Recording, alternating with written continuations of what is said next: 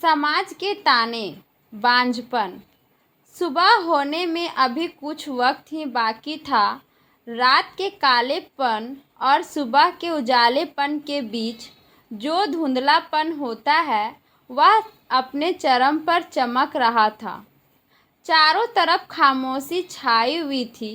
इस मुर्दा सी खामोशी का ख़त्म तब हुआ जब डुग्गू अचानक हड़बड़ाकर उठ बैठी।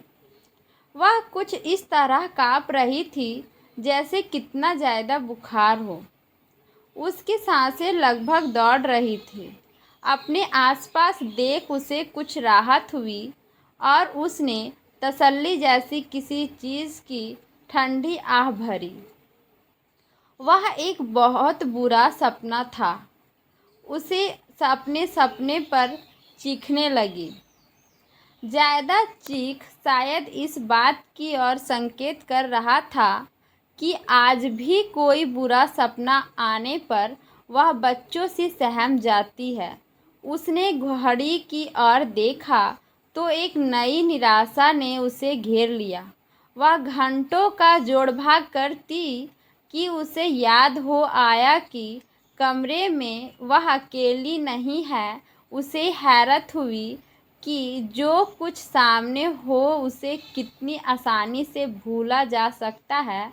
वह धीमे कदमों से हॉल की तरफ बढ़ी। उसे यह देख राहत हुई कि उसकी हलचल से राजेश की नींद में कोई प्रभाव नहीं पड़ा था। वह अपना सपना भूल एकटक राजेश को निहारने लगी।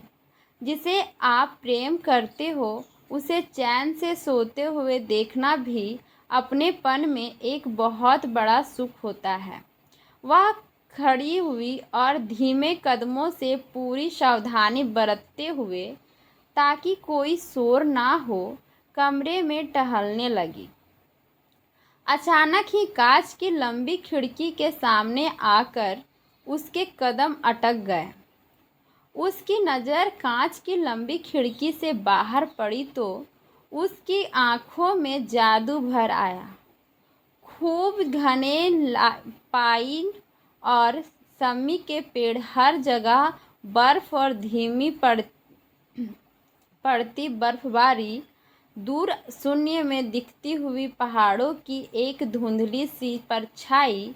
उसे ऐसा लग रहा था जैसे यह लैंडस्केप वास्तविक में ना हो कर किसी महान चित्रकार की उसके सामने की गई कोई पेंटिंग हो। यह नायाब नाराज धीरे धीरे उसके भीतर उतरने लगा। यह नज़ारा राजेश को दिखाती तब तक सुबह हो चुकी थी। डुग्गू और राजेश की रिलेशनशिप बहुत अच्छी थी। वे दोनों एक दूसरे के लिए जान भी दे सकते थे।